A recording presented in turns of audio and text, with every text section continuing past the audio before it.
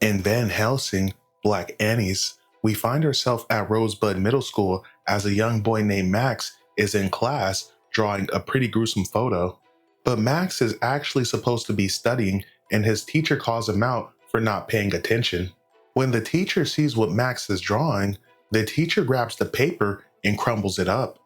But later that night, Black Annie's is on the prowl as she spots several kids in an alleyway, and Black Annie's is on that ass.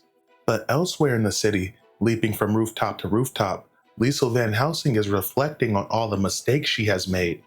Liesel also has a new boyfriend named Rick, who's just a normal human, and she's doing her best to keep her demon and vampire hunting life separate from her normal life.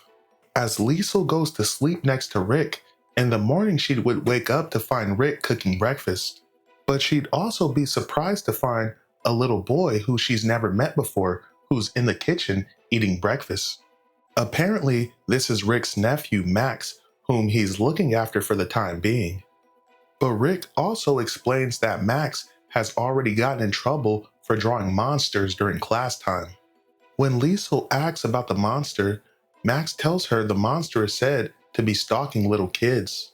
Liesel accompanies Rick to Max's school, and she's displeased to find Miss Forrester, aka Aggie, who's already started flirting with Rick. But no matter, Liesel accompanies them to Miss Scott's classroom to speak with Max's teacher.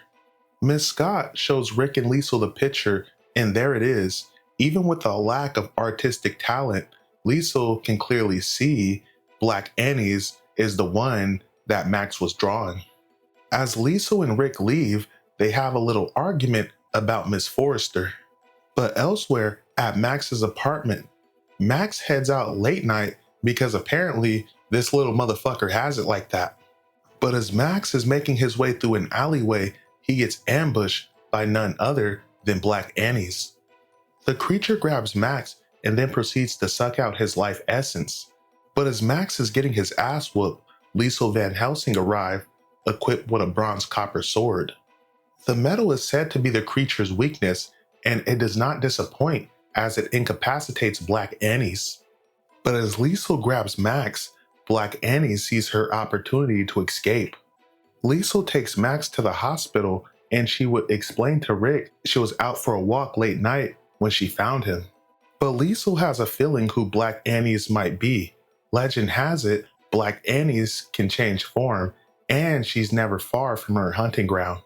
Liesel goes to confront Max's teacher, Miss Scott, but upon confronting her, Liesel realizes she's made another mistake as she's pointed back in the direction of the school towards Miss Forrester.